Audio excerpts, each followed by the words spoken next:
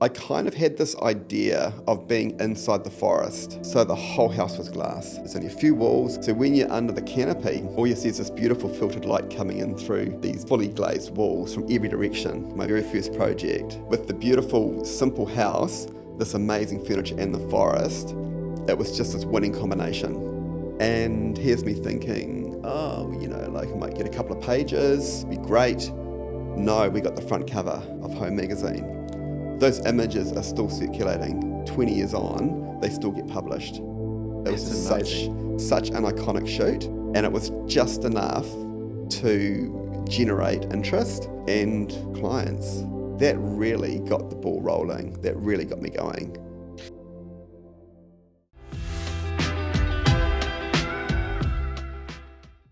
Chris, thanks for coming on. Sure thing, good to be here. Yeah, it's I've been following you obviously from a bit of a distance on the IG and seeing what you're up to. Yep. Beautiful project you've built. A few photos of you in speedos in between and stuff like that. Well, you've got to be strong. Yeah, I love it. I love the Instagram vibe. Yeah. It's really cool. Well, I think it was, we sort of set it up so it is kind of like a little bit more fun. A little bit of a snapshot of me, and I want it to be more like kind of like a magazine format, as opposed to being too serious. So it's I think it's got a fun element to it. And yeah, I'm really into fitness. So I think, that's such a nice thing to be into when you're in this industry. I just think for your mental health and for your well-being, to keep yourself super fit, you really care about what you eat and train really hard.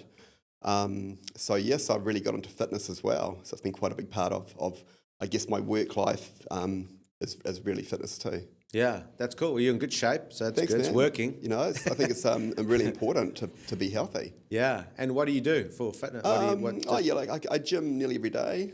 So probably have an hour at the gym a day, and I run probably 3 times a week. So cool. a fair bit of running. So I think it's so important. Yeah, I think, and when you're fit and strong, you are invincible. Yeah. Nothing will get you if you're fit and strong. And I think, I find a lot of the running, it's so meditative that when I'm actually running, I'm thinking about work anyway. So I'm working out details, working out designs, anything we need to, really focus on. I find that running is a really good time to do it. Yeah. So it's part of work. Yeah, I know exactly what you mean. Like it puts you in a state of, well, firstly, it forces you to not be on your phone and not be consuming and being busy, right? So you're forced to be quiet, and then you can kind of like think about these things, especially from a creative standpoint, like problem solving, and maybe I can try this. Yeah, and it's true. Like I have actually resolved a lot of work details and maybe things I need to work on and think about at that time. There's no phone, there's no music. It's just me and my thoughts and all this fresh air. Yeah. So it's quite I'm running, but I'm also working. For sure. So I try and do that during the day. So I'll go for a run or go to the gym during the day as part of my work day. Yeah. And where do you live at the moment? Okay, so we are on a farm, probably 100 k's south of Auckland. We've got a beautiful farm out in the Waikato, and that is super cool. Like that's a really nice backdrop to my work as well. And I really loved living on a farm. I never thought that would be the thing, but it's actually, once you've been on a farm, I think I'd struggle coming back to Auckland or coming back to a city. Yeah. There's so much peace and space and beauty, really. Yeah, I really like it. And you can walk around your Speedos and no one complains. Yeah, I do. Freak the cows out. Yeah. So the farm, how long ago did you buy that? Was it like a spirit of the moment thing, or was it like a bit of a dream that evolved? Oh, no, it's part of a family farm, like a much larger farm. Oh, okay, cool. And we've been down there for about probably 12 years. Yeah, awesome. We've got my wife and a couple of kids. And you don't have an office? No, I used to have offices up here in Auckland, but I just use them less and less and less. And I think now with digital communications and how we work on our laptops and computers, I don't actually need an office. And I find like just working from home or wherever I am quite liberating. So, and the thought of going to an office, I think for me, it just feels unproductive. Yeah. Where I can get up really early and start working. And then, I just think it's really, really, really efficient. And, we do a lot of meetings on Zoom as well. It's great. It's really good. And you can drive up to Auckland. Yeah, you can drive around. it's an hour away. So Do you have a lot of clients like that are sort of all around Australia, around New Zealand rather, that's not close to here, like in South? Yeah, we kind of work the Bay of Islands, Auckland, Coromandel. We're starting a job in Queenstown. So yeah, so we sort of get around a bit, which is cool. And so on the farm, you have like an office, like a room in the house that's allocated? God, no! I just sit at the dining room table with my computer, my laptop, and I can work anywhere. So it's quite cool. See, I like that. I'm fascinated by that because even a lot of builders listening to this, they are always. It seems to be like the more professional thing to do is like get a space, get an office, be professional, have clients be able to come and but I think things are moving the other way where we're sitting in our office, the studio is part of our offices. We're about to move on at the end of this month, and we're just looking at getting some shared space or something a bit more different. Just mix it up a bit, because it can also get stale after a while. You just sort of in the same spot. Yeah, no, I totally agree with that, and I think our cars are sort of our offices now as well. Yeah. So my car is like my office, and that's important to have a good car. I think when you're dealing with wealthy clients. But certainly having an office, I don't think that's ever been an issue. And if we've got good clients, we'll often go out for lunch anyway, or that's way nicer than going to someone's office. Yeah. Going to have a nice lunch in the afternoon. So that's typically how we work. So you're sort of like creative sort of process. I know with architecture, I assume there's probably like a creative element to it, and then there's also like obviously there's the shit that's just got to get done and the logical side to it as well. But do you get like sort of like bursts of energy and creativity when you're working on these projects, or are you pretty structured with, you just sort of start a certain time, finish a certain time? Oh no, I just work when I work. Like, when it's there, I work, and when I don't need to, I don't. So it's very flexible, and it's just doing what I need to do at that day, at that point. And to be honest, the actual designing side of it it's not that much of it. Unfortunately, it's the smallest part of the job. It really is. The most fun and the smallest. most fun and the smallest, and I wish we did more of it. Yeah. It's just so much like dealing with the council red tape and coordinating engineers, and I've got a good little team behind me, so for the documentation side of it. So my job is to do the design, come up with the concept, and often deal with the clients directly, and then definitely on site. I like to be quite hands-on on site. Yeah. And I do really like building. I think building's a bit of a passion of mine too. And it's certainly how I got into architecture in some ways as well. Okay. Well, let's use that as a good segue to rewind all the way back to, first I want to get a bit of an idea of like where you grew up, how you grew up. Like where did you grow up, down in Waikato or No, I'm from Auckland. Okay. So born and bred Auckland, eastern suburbs, out in Pakuranga. And yeah, we're basically born and bred Pakuranga. My wife's from Howick, so we didn't, cool.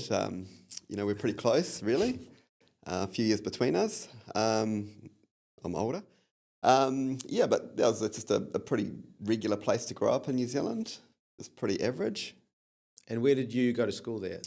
Just went to Pakuranga College. Cool. Yep. And it was just sort of just your run-of-mill upbringing? Yeah, pretty much. Yeah. Yeah. And what were you into as a kid? Like if I had to ask one of your friends from, when you were like 12 or whatever, who was Chris, what would they say? Oh, yeah, it was pretty fun. Just a cool kid, I think. It's kind of, I think I was kind of more into the art side of things and academic side of things. I think that's sort of where I came from. I think I was quite arty. Yeah. And how did you kind of figure that out? Like, you kind of get into adolescent, early high school. Did you just like enjoy? Yeah, I just thought like art and music, and I guess creativity. I guess there's always quite a bit of that going around. Yeah, was that in your household? Like a lot of creativity? Well, we're quite a sporty family, so I think me coming from a creative side, I think that's kind of what I guess responded to was more art and music and that kind of creative side of it. This episode is brought to you by Forte, specialist in refined timber surfaces for inside and out. From elegant flooring and paneling to durable cladding and decking, Forte delivers unparalleled performance where it matters most. Their products are crafted to elevate every space, combining natural beauty with technical precision and enduring design with innovation. Discover more at forte.co.nz. where did you kind of like, is there anyone that you kind of looked up to that kind of helped you kind of like, because sometimes, you know, when you're younger, you don't know, you know, because I know when I was young, I'm still young, but when I was really young, I wasn't encouraged to do any creative endeavors. You know, it was very science, and you kind of go and get a real job. You know, accountant, doctor, or something like that. Yeah. And then only later on did people kind of like say, "Oh, you're quite creative or whatever," and then you could kind of go. Was there anything like that sort of happened with you when you were younger, like someone kind of guiding you? It did, but it wasn't until I was much older. Right. And that was a really well-known, really amazing architect called Richard Priest. Okay. And I managed to be part of my building. I ended up running quite a big job for one of my family members, and Richard Priest was the architect on it. Okay. And he was just so inspirational, and I think he believed in what I could do. So he was a huge influence with me to get into architecture. And like at the time, I mean, I was in my 30s, and I had looked into studying architecture, and I just didn't have time. You know, I'm like, I don't have 5 or 7 years to study architecture and start from scratch. So I just found a really great drafting course at Unitec, and I thought, look, I'll do that and see where that goes. So that was kind of my into architecture, and I built a house and really enjoyed that side of it. Like really enjoyed construction and thought it was a really great thing to be in. I sort of looked at project management, or do I want to set up a building company? But again, you know, my interest was design and architecture, and that seemed like the easiest pathway to get into what I'm doing, and it was. I mean, it worked really, really well. Yeah, so just to, and I kind of skipped over that, but you actually started on the building side, right? Yeah, well, I started. I kind of I built my own house, pretty much hands-on, and designed that, and then I worked on this really big family project with Richard Priest. So that was a really great experience. And what did you do for those sort of projects? Were you like building, project managing? Yeah, I was project managing, mainly just running the guys, and oh God, you learn so much. I mean, that's such a great way to learn about the industry. Yeah, is running a big job. You know, it's amazing. So it's a great experience. And so then anyway, I did my drafting course, and you know, I was kind of my early 30s, and I was like, well, how am I going to show people what I can do? So my thoughts were, well, look, I can design and build an amazing house, mainly for publicity, okay, for marketing. It's like, this is building a model, but it's real. Okay, this is doing a render, but it's real. This is showing you what I can do. Not telling you, showing you. So that's what I thought. Okay, so I found the cheapest land in Titarangi that I could possibly get. Steep as hell, completely tricky, angles every direction, a lot of council drains on the side, a floodplain. And one side, it was so steep you couldn't actually walk up it. So it was a really, really tricky side, okay? And I kind of had this idea of being inside the forest, not being on top of it, not going for sun, not going for views, but being inside a forest. So the whole house was glass.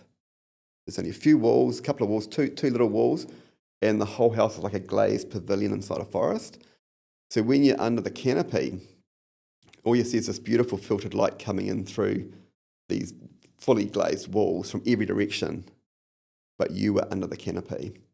And it was very machine-edged, which a lot of our buildings are, very symmetrical, geometric, like it's very, very precise. And I liken it to like a finely tuned machine. Every distance is the same, every module is the same. Okay, so it's very modular. Yeah, it's a really, really simple construction system, and very symmetrical. So that, against a wild undulating forest, it's just such a nice contrast. So you've got this really sharp edged building in this wild forest. Yeah.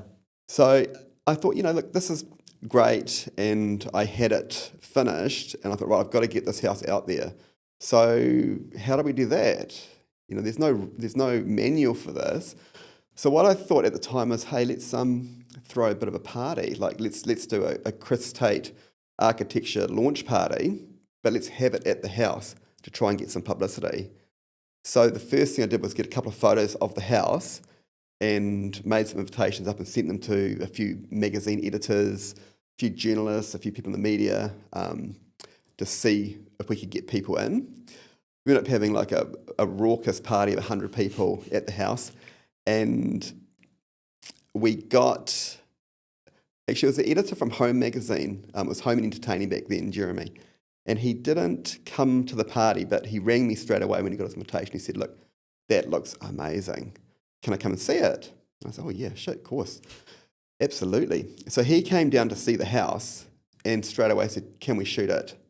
And I was like, really? You want to shoot this house? And he was like, yeah, it's amazing. So within the next few weeks, we organised this amazing shoot. All my old furniture came out, all the old crap came out of the house, all the stuff from Trade Me, all the hand-me-downs, and Matisse Furniture styled it. So all of a sudden I had, B&B Italia, amazing furniture went into that shoot. And so with the beautiful, simple house, this amazing furniture and the forest, it was just this winning combination. Those images are still circulating. 20 years on, they still get published. It was just such an iconic shoot. And here's me thinking, I might get a couple of pages, be great. No, we got the front cover of Home magazine.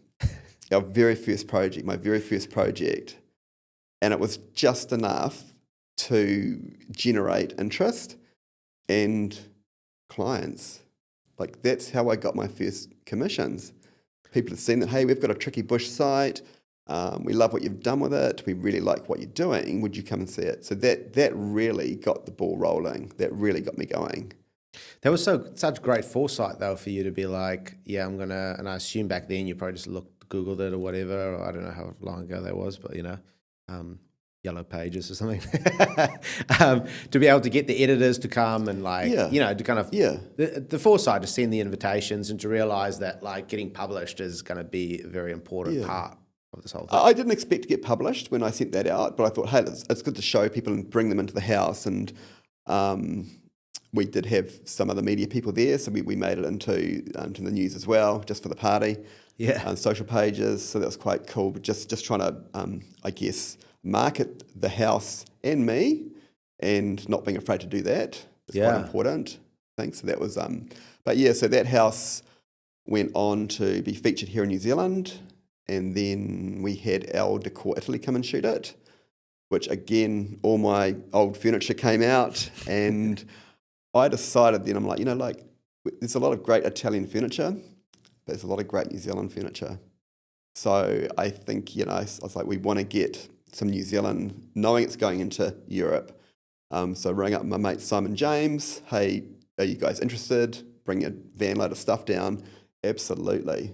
So we had a Simon James fit out, and again, those images kind of went viral as well. It's a different shoot, quite a different styled shoot, very minimal. I sort of had more say on that shoot, and very black and white and very simplistic, very, very striking.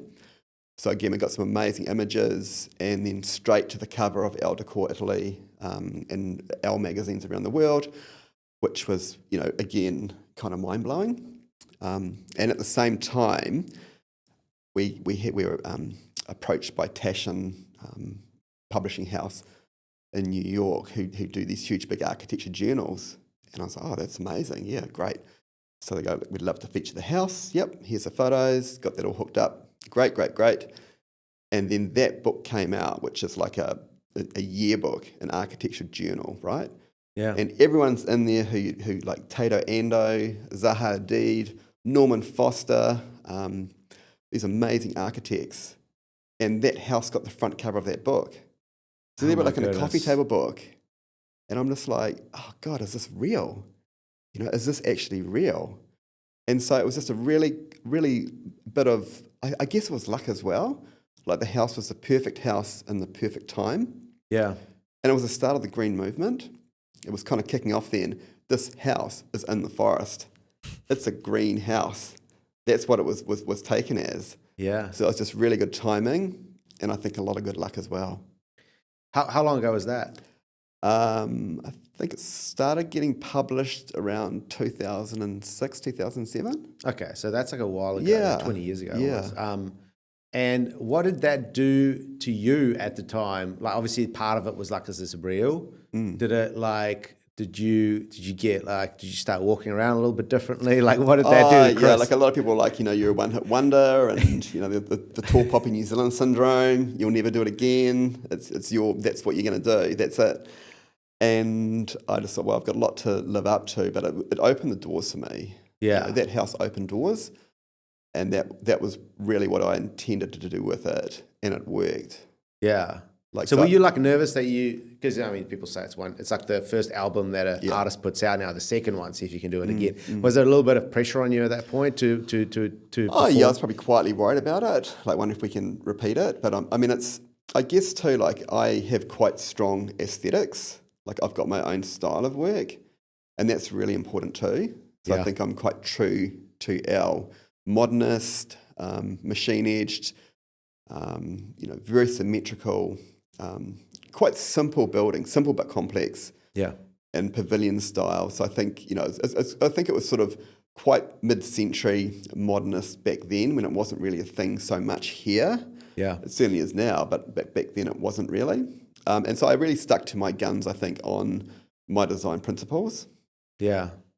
And so you mentioned before as well, I'm assuming like, the architecture industry is like it is a bit of an industry where, having a guy, because you weren't like were you a registered architect at that point? I'm not a registered architect now. Okay, so you're not a registered archect. You just started, you just did your first project, and now you're on the cover of like a bunch of magazines. What was that well welcomed? Yeah, look, all of my architect friends were really supportive. I'm sure there are people that weren't, but definitely my circles were. Yeah, that's good. A lot of my great friends are architects, so actually registered architects. So, it's not an issue between us. Yeah, they're just happy for you. Yeah, we respect each other, and I think they were really happy about it. Yeah, I think that's there's cool. always a few haters, Yeah. I'm telling you, everyone knows that. Yeah. There's always some people that won't like it, but that's fine. I think that's isn't that like kind of the point? Isn't that not the point, but isn't that kind of part of it? It's kind of like if you want kind of, half the people to really love you, half the people to really hate you, and then that's kind of like the spot, because you're sort of pulling some emotion out of people in terms of what you produce, right? Yeah, I guess so. I mean, everyone wants to be loved, but yeah, I mean, not everyone likes it, and that's fine. You don't have to. No, I don't think it's for everybody. Yeah, it doesn't need to be. I think, you can be special and your work can be amazing, but it doesn't have to suit everybody. Just some people. So in terms of your, like, you say you have your own style, is that something that sort of just revealed itself over time, and you kind of, or did you know from the start, like, I like this sort of modernist mid-century, like this is the style I like and I'm going to stick to, or did it sort of reveal itself to you almost over time? Yeah, no, I think it was always right from the start, that aesthetic. And like every job's different, of course, because you've got, different budgets, different sites, different briefs, and I guess also different client, wishes as well, what has to be in this building. So, but I mean, my style, I think it's always been, we've tried to keep it quite slick, and there's always a lot of engineering involved. So it looks simple, but it's complex. Yeah. And that's the key to it. So you often look at these buildings, and I always think, let's conceal the structure, okay? We might see one aspect of it, but I want to conceal the structure so anyone can look at that house and be curious, like, how does it work? And even a kid can look at it and say, God, how does that work? And I think that's a real big part of what we do. So it is trying to create these beautiful buildings, but there's always a trick to it. There's always something that doesn't look right, like that looks too thin to hold that up, or that cantilever looks too big. So it's all this, I guess, the backstory and the back thinking of it to try and make them, I guess, interesting and appealing, but quite special as well. And that's definitely part of it. So talk to me about Bunker. Like that's one home that you designed in Piha down at the pretty much on the beach there. Talk to me about that, because that's essentially just like you explain it to me in your architectural poetry, but like it looks like it shouldn't. Yeah. It looks like it should fall over, right? Yeah. So talk to me about that design and where that sort of came about. Okay, so this project was really our dream project because, again, and I always think with an amazing design, you need three things to make it amazing, okay? You need a great site, an amazing site that can take it, okay? That site can take it. You need a budget. You need a realistic budget or someone that's got money that can do it. You have to. It's not a cheap build, okay? And the third thing is you need someone who will let you run with it and give you their brief, but accept it. And I mean, and you've got to be a little bit crazy to do that and like really trusting of me.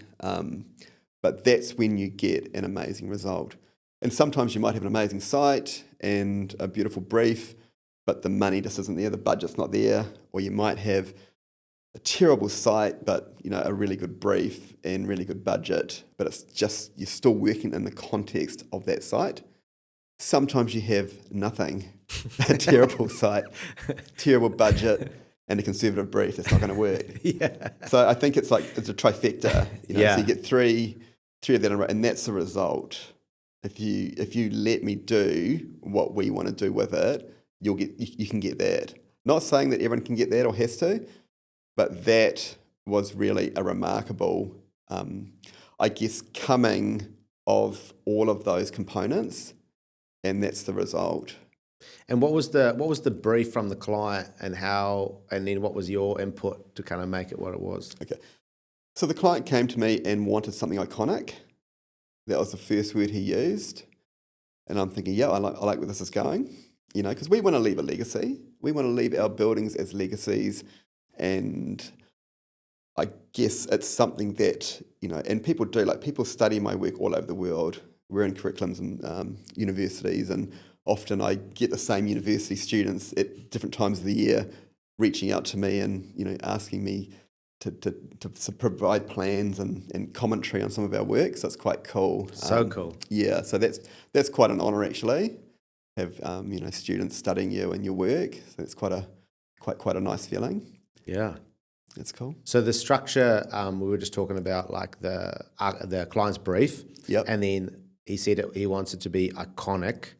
And what else did he want? Well, that was real. It had to be compact. Okay, it's 2 bedrooms, 1 bathroom. It's a beach house. Yeah. He didn't need a big house. He didn't want a big house, but he wanted a perfectly detailed small house. And I'm like, that's great. We'd rather have a small detail than a huge big house that's just got cheap finishes. So that suited me. And I mean, I guess the challenge for it, apart from the foundations and the services and all that's behind the scenes stuff, it was, that's a very public space. That car park is crazy busy. It's really, really public. And how can we create a building which is elevated, but it lets you interact with people in the car park or the beach or the surf club, but also gives you privacy. And the further you move back into the building, all you see is this beautiful strip of just the breaking surf. So that's the success of the building, which people don't really realise till they get inside it and start moving in and out from the building. And I've been there in the summertime and it's great. Everyone wants to talk to you. Great for an hour. You're like, oh God, I need a break from that. And everyone who sees it is drawn to it. And you can just stand in the front and have a beer or have your arm out, and within 30 seconds, someone's going to come and talk to you and want to see it and come and have a look at it. So it's very public. But the moment you take 2 steps back, you actually lose the car park as well. Right. Because I mean, I've seen like a lot of comments online, like, oh, why didn't you just have floor to ceiling glass to get the view? I'm like, well, yeah, because it's really just a car park. Yeah. So when you're sitting down or in the kitchen, you don't see the car park. It's not till you actually walk onto the deck you actually see the car park. So I think that's a real huge success for that building. Yeah, it's almost like if you want to, you can engage with the Yeah. car park, and if you otherwise you won't see it, and you can just sort of look at the brake. Yeah. And it Yeah, is fun. Like, I mean, I've had fun out there. It's fun. Like, people want to know about it. People have come all the way to Piha to see it. So it has become like a little bit of a monument yeah, that people come out, and apparently people have picnics under it and walk around the property. Like, it's almost a public sculpture. yeah. Well, it's kind of open, right? It doesn't have a fence or anything No. around it. It's just sort of like it's just like a piece of grass, Yeah. and then this like sculpture on it, Yeah. which is kind of like minimalist, and it's kind of nice, just and just like that. So then inside, it's very like dark and Yep. moody, and Yep. which I think is really cool. And then how did the engineering work? Like, do you have to go down quite deep to kind of like Yeah. that happen? So the V is an X. Right. Okay. Okay. And that was, I kind of came up with that idea. I came up with that design with the engineer. So he's like, well, what are you going to do? And I was just thinking, you go straight down, and then you've kind of got could topple. Like, how would these forces work together? And then I came up with the idea, well, what about an X? It's going to support itself, and we can span it through the ground. And I thought that's going to work, and sure, it did. It worked. But what happened is the X I first designed was perfectly symmetrical, but we worked out, we had to sort of go backwards about it and worked out, like, we had real restrictions on what we could cart down to the beach for precast. Right. Really heavily protected trees and weight and dimensions. So that actually shaped up how big I could make those X's. So we had to work backwards. How much can we cart down to the beach? And I'm like, okay, that's what it has to be. So, and I guess the biggest trick for the X's too, apart from getting them on site, was, casting everything with inside the V. All of your wastewater, stormwater, Yeah. power in. Like, there's a lot of stuff that needed to go into that foundation, and also maintain the integrity of the concrete, of the strength. So that was a real trick to it.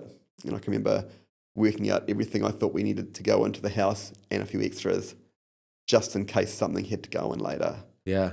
So that was quite a challenging part of the project.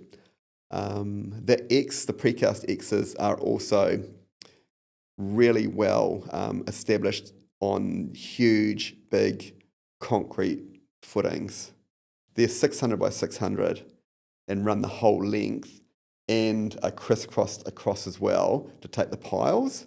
Right. So it's a super complex, wild foundation, and those piles go down 18 metres. They were rammed in Jeepers. just to stop to bedrock. So that's, you don't see that when you look at the house, but there's a ton of engineering and work to make that house happen. So a lot of this chunky part of the budget went into just foundations. And time.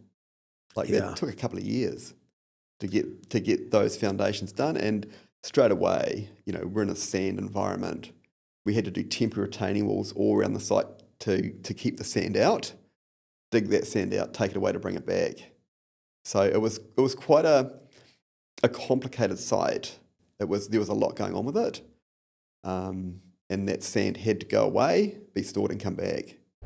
A quick shout out to Forte supporting today's episode. They work across flooring, wall surfaces, exteriors, and more. But what sets them apart is how their timber performs over time. Forte is trusted by architects, designers, and builders, not just for their materials, but for the way they support projects from vision to completion. It's about enriching connections and creating something built to last. Learn more at forte.co.nz. Yeah, so did you manage the whole build? I pretty much, typically what we do with all our builds is we're there to observe it and to help wherever we can. Yeah. Like, we do want to, I want to help out as much as we can and work collaboratively with the builder. I think it's really important.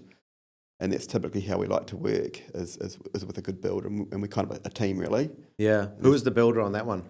Okay, so a really great old mate of mine, Guy Cobcroft from Team Builders, and he's epic. Like, he's just the greatest guy, amazing builder, and just a great all-round human being, actually. So he was involved in even the foundational work as well. Yeah, as we had another guy sort of start on the foundations, and then a guy came in and took over from that stage. So, what's his name? Guy Copcroft, yeah. What does he look like? Is he doesn't have? Good-looking guy, you know, he's cool. He's like I a thought bit older than me. Yeah, okay. He doesn't have longer hair, right? Does he have longer hair or no? Yeah, he's kind of got that surfy look and a cool old Land sounds Rover. familiar. Oh, cool. Yeah, he's Land cool. Rover. He's really cool. So what is it? It's kind of interesting, right? Because we have builders listening to this sometimes. What makes a good builder from an architect's perspective? Well, I think it's someone who you can get along with, you know, straight away. If you get along with someone, it's going to be good. Like, it's going to be okay. It's easy. You know, you like each other, you're cool. There's no ego. There's no hierarchy. We're just in it together, okay? There's no egos involved. That's the ideal. And we're working together. That's really important. So I always think, you know, ideally we want to go into our projects with a builder already.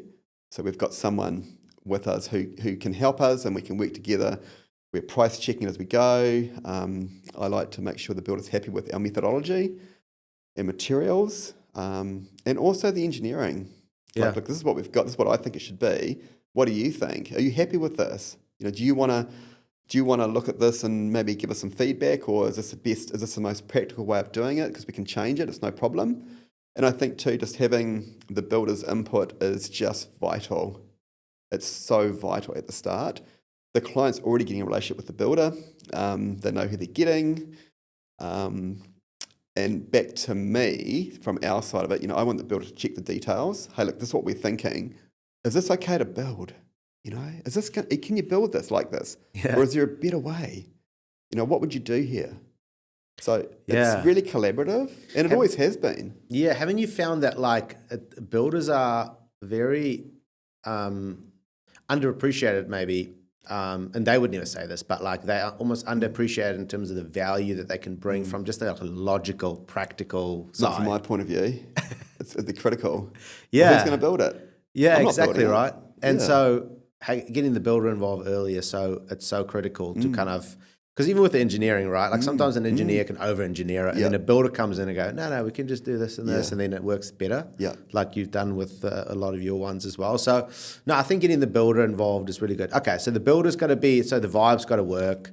They're going to work collaboratively, working with you. Is there any sort of like practical elements that make your life easier, like in terms of like, I don't know, the way that how they communicate or how they go about things? Oh, well, everyone's different, of course. Every builder, like everybody else, is different. So I guess it's just finding someone who you get along with. And I've got a few great ones. Matt Nichols from Rise Construction, amazing builder, like fantastic. Matt's been on here. He's a good guy. He's a great guy. And so, and we are just all mates now. That's cool, eh? Yeah, we're mates. That's what we are. And there's no issues. Isn't that like a better way to do business, when you just you're mates with people, you kind of get along, and like you can kind of take all the professionalism and sort of park it, and you can just get on with it. Yeah. But you know too, because, you know, I trust him completely as well. And if he sees something, vice versa, we can just chat about it. There's no issues. It's just, hey, we could do this or that, or if there's any issues with our plans, we'll just chat about it. No problem. Yeah. And I think that it just makes such a smooth sailing process, and not just for us, but also for the clients. Like, we don't have to worry about that. And I know I'm guaranteeing this guy, his work, you know, you can't get better. Workmanship and personality wise as well. It's going to be a great job. Yeah. Is it stressful for you to work with a new builder? So if you have to, like, a new builder's coming out, you've never worked with them, like, how do you kind of like scope it out? Yeah, well, I guess like everything, I just try and make them feel like, you know, we are a team. I want the builder to think of me as a team member as well. We're in it together. I need him, he needs me. We have to be in together. And the moment that you're not, it's just going to cause all kinds of problems. And at the end of the day, it's not good for the clients, for the customer. So I think our relationship does impact how good that build's going to go. Yeah. And what the end result's going to be like. When you follow as far as I understand, I'm not an architect, but when you follow like the Architects Institute, I think, right, their sort of guidelines, it's very much recommended, as far as I understand, that you follow the process of, the client engages the architect. The architect pretty much like gets everything ready for construction, and then they go and engage 3 builders to provide 3 quotes. Like, do you think that model is sort of flawed in today's world, or what's your POV on that? Well, it's not my model. Yeah, I wouldn't work like that. Yeah. And look, you can get three prices, but that's not 3 costs, is it? I mean, there's a lot of variations, and it's you don't quite know what you're going to get for that. And I think you could be taking a risk. So I'd like to go with a trusted builder who we've worked with before, or someone who we think we're going to get along with, and take it to the client. So look, this is the open price for this job. This is our gut feeling of it. And look, a piece of glass costs what a piece of glass does. A piece of concrete costs what concrete does. There's not that much in it. Yeah. So I guess it's just more looking at how the contract will work, margins, or how that is set up. And I typically would just leave that with the client and the builder. I don't need to be involved with that. Yeah. So I'll set them up, and they can have that. I'm here if they need me, but it's not something that we really need to get involved with. Yeah. So it's not like the best. I don't think it necessarily is the best way to look after the client, right? That way, it's probably better to find a builder that you early, and then that you can kind of work through the whole process together, right? Yeah, Collaboratively. And I think too, by the time you start on site, the client's already got a relationship with the builder. Yeah. They know what they're getting. They're excited. They feel comfortable and confident, and they trust the builder as well. Like, it's going to be great. How important is that trust that way for them? Because it's pretty important. Because you can kind of trust almost covers a multitude of sins. If you can make some mistakes and stuff, if they trust you, it's going to be okay. But if the moment they stop trusting you, it's going to be an issue. Yeah. Yeah. So that you have to form that trust. Yeah. Really important. So, okay. So talk to me about the structure of your business. Now, I love it that you don't have an office. I love how you've simplified. I think it's everyone's dream to simplify their life more rather than having a big machine they got to feed month in, month out. So how's the structure? So client come to you obviously involved from the start, you do the designs. Do you have then people that work under you? Do you have a team? How big is your team? Like, how does that all work? Yeah, there's 3 of us all together, so it's not a huge team. Cool. We pump a lot out though. Like, I think we do generate quite a lot of work, the 3 of us. And what's everyone's sort of role? Me, I'm just the main face of it and the designer. And I do the on-site stuff, which I do enjoy the on-site stuff. I really like it. And I've got my wife, Pony, who's drafting. Cool name. Yeah, Pony.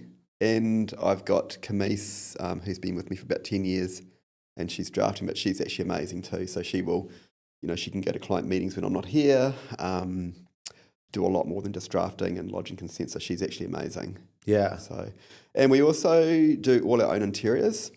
Cool. So we do want to keep a handle on that. So that's something that's quite new to us too, is just having, I guess, gaining more control of the complete project. And then we're quite happy to do, procure products and specify products for the interior fit out too. But I just think it keeps it quite seamless. Yeah. And we know what's involved, and we know the structure of the building, and how that's all going to work, and exactly what the finishes are going to be like. Yeah, so you'll go all the way to curating furniture and absolutely, all the whole package. Because I guess you have like the idea, right, of what you want the we know what it needs to look like. Yeah, and so the client trusts you to bring that to fruition, and so it kind of makes sense for you to choose which couch is going to be in that, on that side of the living room, and what that's going to look like, and make sure it's not too big, and it's a fun part of the project too. I think it's like the dressing of it, and all of the materials and fixtures and fittings that go into it. So we know how we want it to look, and of course we work with the clients on it. Yeah, like, if you don't like that, that's cool. You don't have to. We'll make it so you love it. Yeah, and work with them and their taste. But typically, we know how our buildings need to work, landscaping and interiors, and so we can basically take care of everything. Yeah, and that's how we like it. That's cool. I like that. I mean, it makes sense because, a lot of times you go, you've designed it's like a window where you want to have a certain view, and then the couches need to be low enough for you to sit so you can actually see. You know what I mean? It's just considered. Absolutely. I can imagine that would be a lot beneficial for the client. Yeah, for I you think guys. so. Are you an interior guy? Like, do you move furniture around your house all the time and stuff? Yes and no. I mean, I do love furniture. I think when you have kids, that's gone though. That's there's no point wasting money on furniture when you've got young boys. So it is. I have got some beautiful pieces that I've collected over the years. Yeah. Not all of them are in circulation. One day they'll come out. Yeah.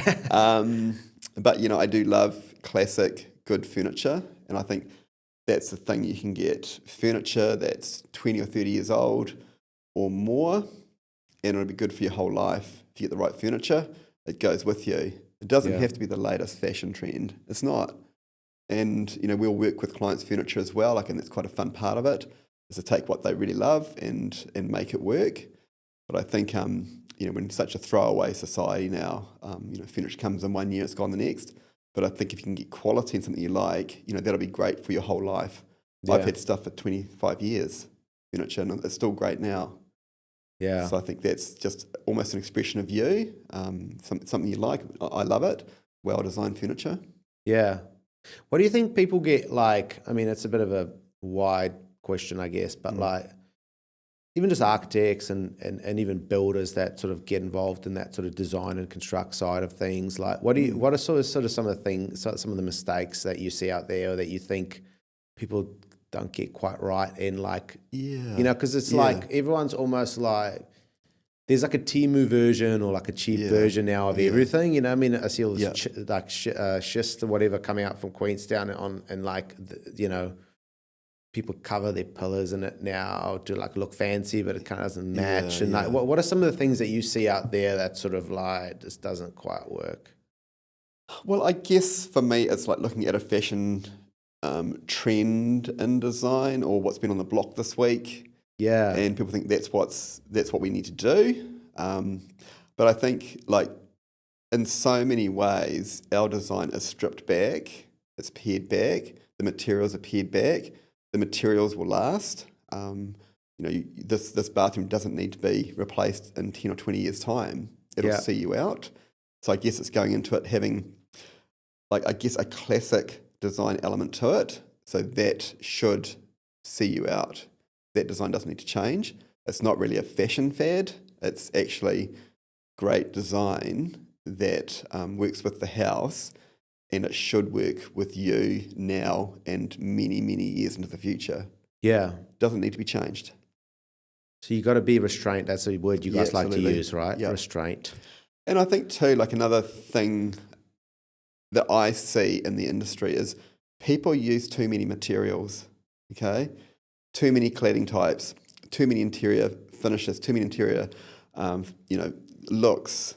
And from our point of view, from my point of view, again, less is more. Like, let's simplify it. Let's just run this right through and keep it consistent. You can still have fun with it, right? But it is quite consistent. The interior, the exterior, let's minimize materials or material types.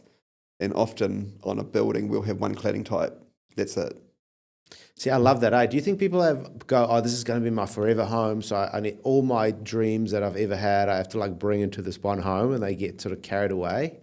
Well, we can do that with the design, of course, like whatever you want. If you want an 8-car garage, no problem. If you want a 20-metre long lap pool, no problem. But we like to be in charge of how it's going to look. We'll make it look amazing. What are your thoughts when you drive through these, like, sort of, your average like new suburb, and people have like the vertical and the horizontal cladding, like it probably works for them. It's fine as long as they're happy with it. It's not what we would do. It's not my thing. And I know, if you are in a new subdivision, I guess there's constraints around that as well, and being in context with the area. So a lot of our work we like to do is rural or coastal, so we don't really have too much to compete against. Yeah, for sure. Yeah, you're not going to design in those areas anyway. Chandeliers? Look, we could do. I mean, I've got chandeliers in my house. Like, it's not out of the question. I think it's just being careful with placement, and we do all our own lighting plans as well. So we've got a pretty good handle on how it's going to work at night or at dusk as well. So that's quite important. So we like to keep a hand, and I've always done lighting plans. I think it's really, really critical. Yeah. So we know how that all works. What is the maybe you can shine some light on here, because I'm just talking like a little bit of an idiot in terms of the design. But like, how come when you walk into a like an architectural home, why does it like feel completely different than when you walk into sort of just like a group home builder? Like what's the magic that's been done there that makes, you know what I mean? Like you just kind of, there's like a whole feel to it. You just feel like more like relaxed, and what is it? Is it? Well, I guess the space has maybe been thought out more, a connection with the outdoors. What we tend to do is, instead of having a lot of windows, we'll have full height glazing and then wall space. So straight away, it's a calming space. You're not being affected by too many changes. And I think, edge-to-edge glazing, concealed tracks, everything's sort of stripped back, and we're focusing on the outside or the view. So we're not complicating things. And that comes down to our furniture as well. We don't overcomplicate it. We want to keep it quite simple. Never thought about that, actually. That's actually really true. If it's constant changes, it's like you're working overtime to just adjust in the room, right? Yeah. Okay, that's very interesting. So it's better to have just like full window and then a wall, and you're only looking at two things versus constantly changing. Okay, and then obviously material choices, and obviously the senses, right? Smelling the timber and that's probably all part of it as well. Yeah, and there are a few sort of rules we sort of go by, and I think a really big one is the island bench or the stone countertops. We think that needs to be the best part of the design. Like, that's where you spend the money, because you're touching it. It's tactile. You're sitting there. You're eating on it. You're working on it. You're touching it. You're not touching a ceiling. Yeah. Okay? But that countertop, you spend a lot of time connecting with that. So I think that's quite a critical piece of the components that we think should be special. What are some other functional? Because I was just going to ask you about functionality. Now, obviously, aesthetics are really important. Having your Pinterest board, all that sort of stuff that the clients have, right? It's really important that the look is there. But how important is the functionality of a home, and like how much time do you guys spend on it? And are there any sort of not tips, but like any sort of elements that you really look at to make sure that the space is functional? Yeah, so I've sort of developed certain minimum widths for things. Like, there's never a hallway or a thoroughfare less than 1 metre. That's minimum. Yeah. At least. 1,100, 1,200 is good. So you don't feel like you're too crammed. You're too cramped into it. So I think that's a really critical one. And also, too, just really understanding how the clients are going to use the house. Like, who's it for? What's the intention? What is your intention for this project? Like, what is it? So finding that out, and then trying to future-proof it too. And we always think, we know what these luxury homes need, and it's 2 living spaces at opposite ends. It's privacy, communal areas, and then again private areas. But I think it's always in a luxury house. It's a scullery, of course. It's a walk-through wardrobe. It's a luxurious ensuite, which is the best bathroom in the house. So there's certain things that's just what it is.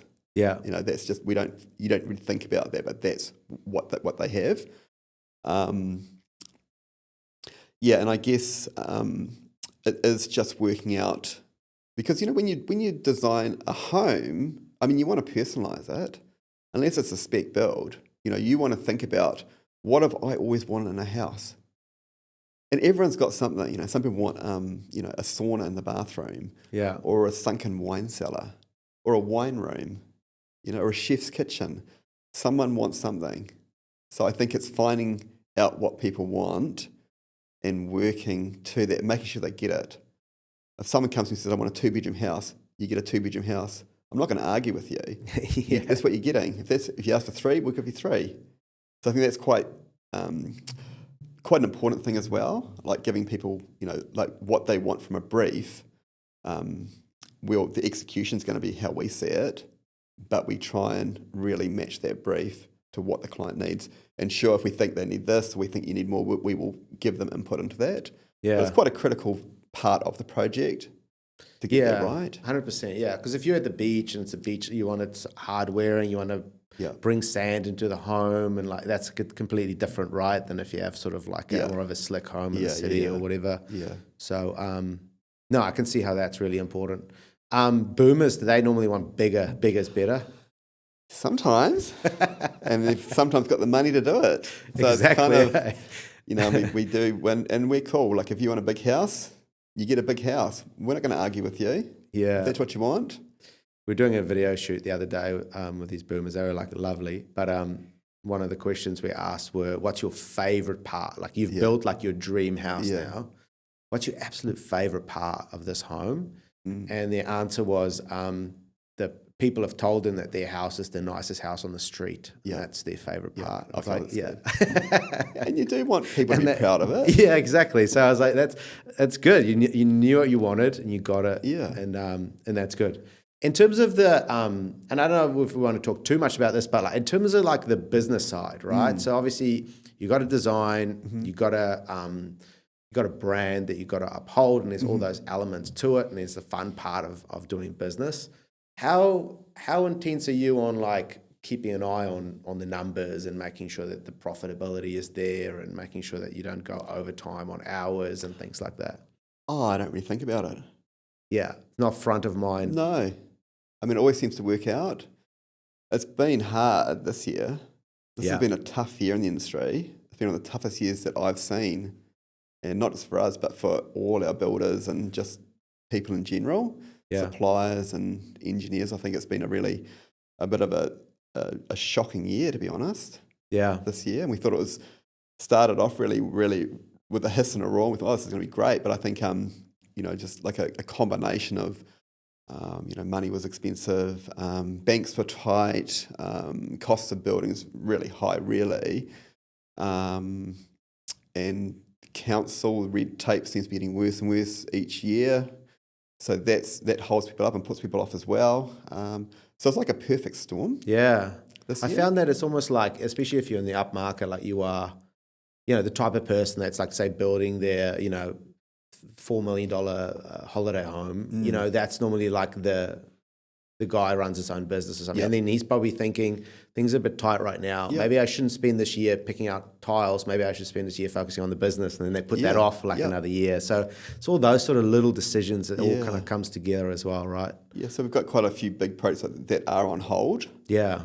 Which is great because they will come back hopefully eventually, but it's kind of like, well, we could be doing all these projects now and we've got amazing designs and we're ready to go.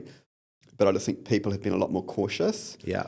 And there's a real sense of caution out there, and people don't really want to go in and spend too much money. They're trying to just be a little bit more careful and cautious about it. Whereas a few years ago, it's like, yep, let's just get it done. Yeah. And so I've definitely noticed that this year. Yeah. It's been quite tough. Has this been one of the toughest, like, has there been other years that you've gone through like tough times? I think the GFC in 2008 was bad. Yeah. But that was quick. This seems to have been going on for a couple of years now. Yeah, it's almost sort of like, it's sort of just sort of like, we kind of just in it and we're kind of used to it now, but it sort of just drags out, feels like. It's kind of a weird thing. And something else we've noticed too is we've done a few jobs recently that have only really gone to the first stage. Yeah. And then people are like, oh, hang on a minute, what's it going to cost? Or, just like getting cold feet. Whereas people don't tend to do that once they engage you and start getting excited about it. Yeah. But we've noticed that happening as well a little bit.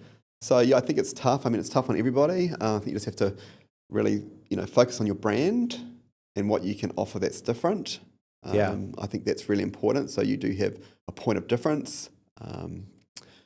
And certainly, it's a good time to work on your brand or your marketing and making sure that, I guess your systems are in place so when things do happen, you're ready to go.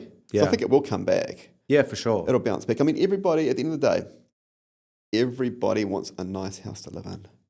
Okay? Everybody does. I do. You do. Yeah. Everyone wants a nice house. And being Kiwis, our house is our biggest investment most of the time. Typically it is. Yeah. That's our castle. So I think, and just the way that we live our lifestyle, barbecues and outdoor kitchens and pools, our homes are, we often see a home as a mini resort. So we actually look at it and think, how can we make this house feel like a resort? So when you're in the house over summer, you don't need a badge. You've got your resort with you. Yeah. That's how we look at it. So we're always thinking like, what would a resort pool look like? What would a resort garden look like? How would these spaces feel? What does a amazing bar in Italy feel like? Or the south of France? What are the vibes? Yeah. So I think that always comes into our work as well. Like, how can we make this feel like, you don't want to go away. Yeah, I love that. What's the thing though with because I spend a lot of time in Australia, Australian builders, and I talk to a lot of like designers over there, and even the other day actually I was talking to the guys at Forte who they partner with us on this podcast, but they were saying they were talking to the local project guys, and they mentioned that all their New Zealand projects I think perform like 20% better or something like that on social media and on YouTube and so on. Really? So what's the deal with New Zealand architecture and why is it so like beloved like all around the world? Okay, well, a big thing we've got here is amazing scenery. Yeah, it does help. It's just like people look at it and think you can build a house here. Sure, we've got a lot of red tape. It's not easy. It's been protected. Some of it's really great, good. Some of it's annoying. But we have got spectacular sites to build on. Yeah. And I think, for a small country, the creativity here and the work is some of the best in the world. It's world class. Absolutely. And you just see what comes out of New Zealand always, every year, like, gosh, that's amazing. There's always amazing projects coming out of New Zealand. Yeah. So we're really up there. I think too, like, probably in the last 20 or 30 years, we have actually developed our own style, which we never really had. And if you think about what was happening in the 90s in New Zealand, for those who can remember who are old enough, we had the terrible leaky buildings, scenario. Yeah. But these buildings were these kind of faux Italian, mansions, and it wasn't us, this Mediterranean feel. And look, we can do a Mediterranean house. It doesn't need to look like that. The feel of it. But I think, that was where we came from. And now, and I think what we do now, like even, homes and subdivisions, they look 100 times better, new homes today. And I just think it was a real dark phase that we went through. But since then, I think that, we have developed a really strong New Zealand aesthetic. Yeah. And we're world class, world leaders. Yeah.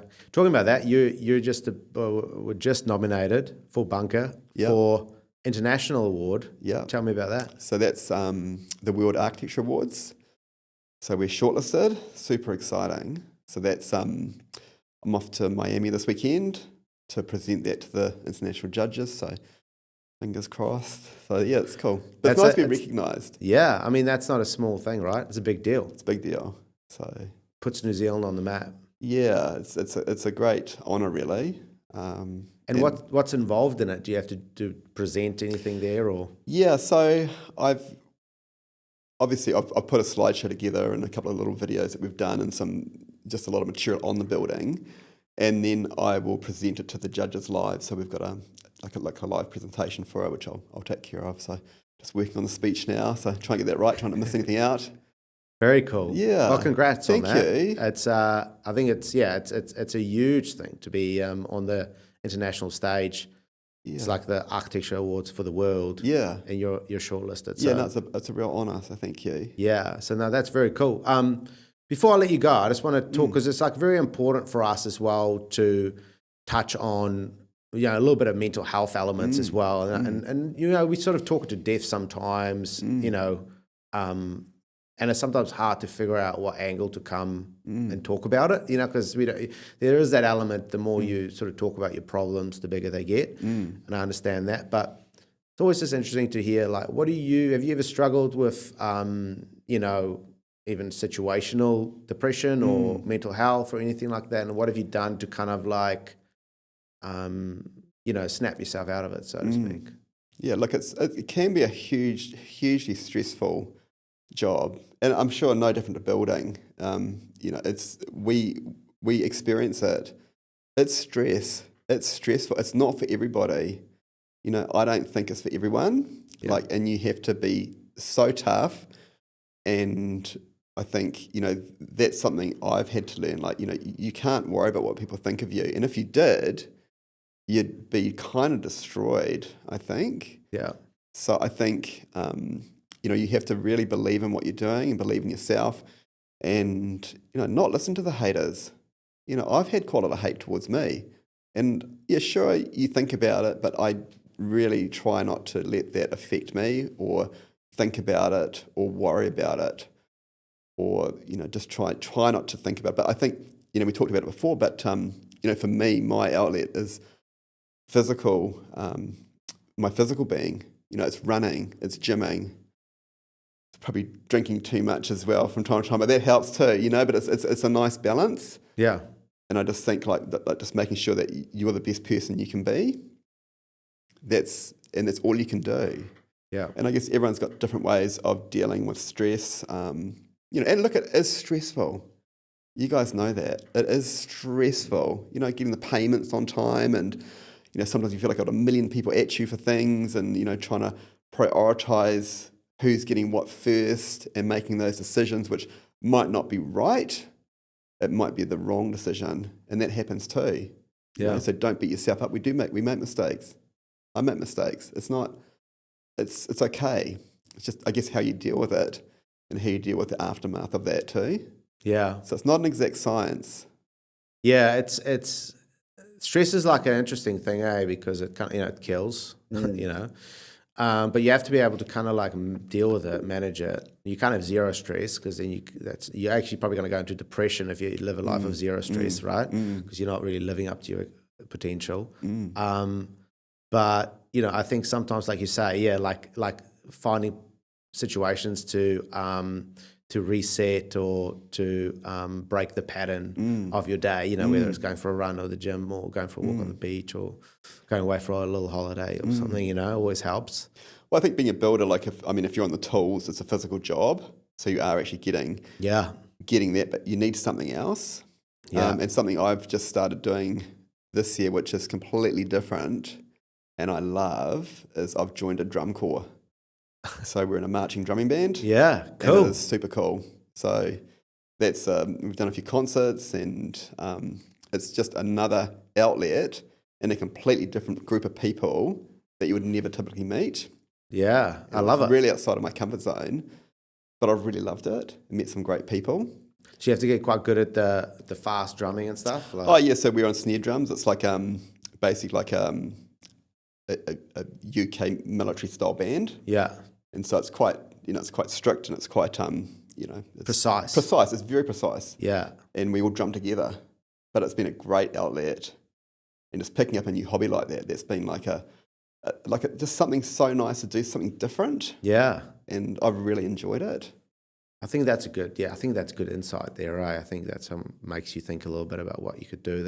You kind of have a little interest in that. It's like completely out there and completely different. May even be the better way. Yeah. Just spend your spare time. But Chris, thanks for coming on today, man. Welcome. I really appreciate it. I had a lot of fun. I hope you had great. fun coming on. Who's the next architect we should get on? We want to get more architects on. Oh, I would really try and get Nicholas Dalton from Toa. Okay. He is an amazing man. Okay. So I would look at him. Okay, perfect. And then before I let you go as well, I also want to know, from people want to know, what's your favorite architecture phrases that you use when you're describing your designs? Okay. Kamisa's going to love this. There are no problems, only solutions. Okay. That's a good one. Any aesthetic ones? Any restraint, juxtapositions? Well, it's the classic old one, less is more. Yeah. I mean, that sums it up. Yeah. Less is more. Okay, don't get trigger happy with it. Pull it back. Stop and look at it. Think about it. I think that's really critical. And overcooking it, you lose it. You just want to step back and just think, let's just work on the form. Let's look at the beauty. Let's look at the context, the outdoor experience, and focus on that, not what we can add to this building. What can we take off it? How can we simplify it? Love it. Perfect way to finish it off. Thanks a lot, Chris. Cheers. And Thank good you. luck. Thank you. That's it for today's episode. And thanks again to Forte for making this week's episode possible. If you're after timber surfaces that don't just look beautiful, but are built to endure, Forte is leading the way with a focus on sustainability and craftsmanship and unparalleled performance. They're helping bring ambitious projects to life across interiors and exteriors.